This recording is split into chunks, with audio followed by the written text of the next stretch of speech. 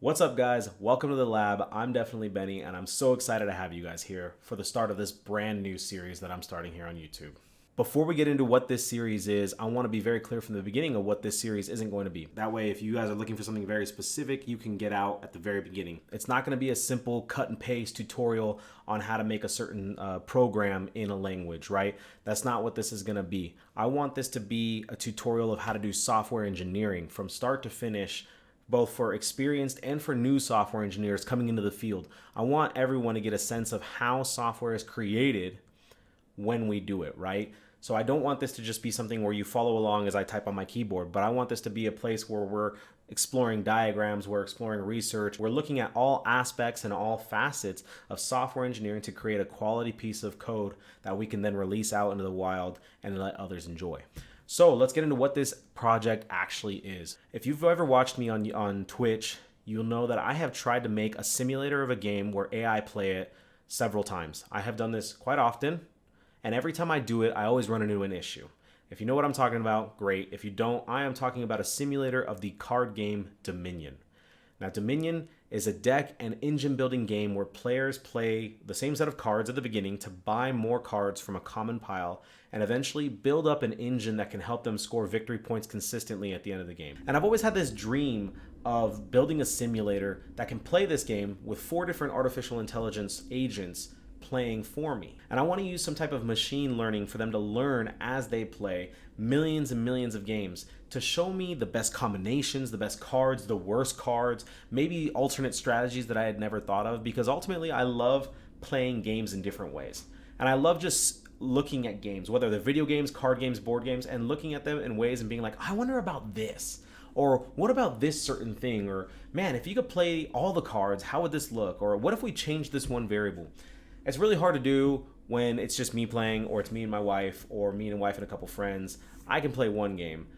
AI can play millions. So let's teach them how to play, and then they can tell me all the fun little tidbits that I want to know, right? So ultimately, this simulator is going to be designed to give us all that information, and then also just to give us data about the game and learn more in the process, right? As we start to see data, we can look for more data, we can extrapolate more data, and that's fun, for me at least. I have tried to create this several times, and each time I have kind of faltered in one place or another, either in planning or in execution, or just not even in thinking about what I'm doing and just trying to write code.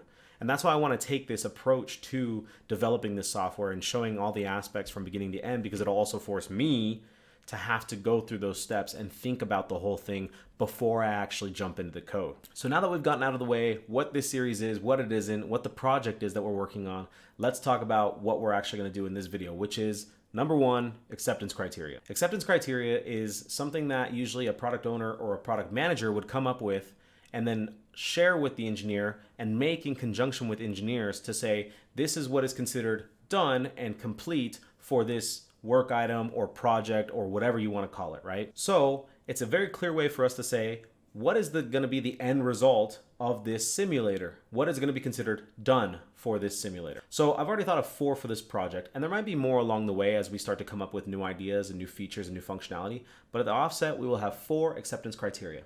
Number 1, the simulator has to run.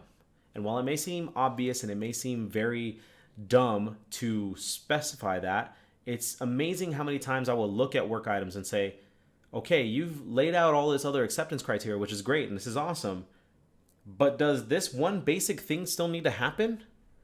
And more often than not, they go, oh yeah, you're totally right. We thought it would be self-explanatory. I say yes, but we should be clear about it, because there might be somebody who goes, okay, well, they never said it. So it's good for us to be clear about those basic expectations, right? So the first one is the simulator needs to run and the AI need to be able to play it, and it needs to play properly. Number 2, we want easy and fast communication between the players and the game.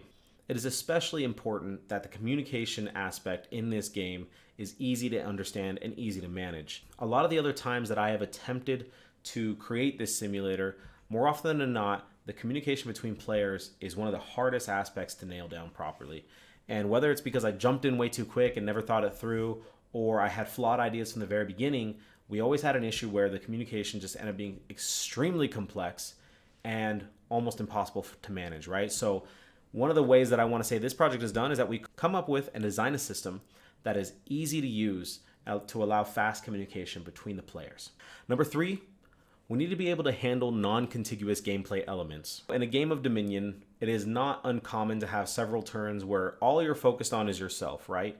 I don't need to look at the other players. I don't need to talk to the other players because I play my cards and they only affect me. But there are a handful of cards in Dominion, there's actually quite a few now, that cause interaction between the players. There are a multitude of cards that do this, but ultimately there are cards that whatever you're doing on your own board stops, and now we have to handle things with the other players before I can continue my turn, right? Number 4, our AI need to be able to make intelligent database decisions during gameplay.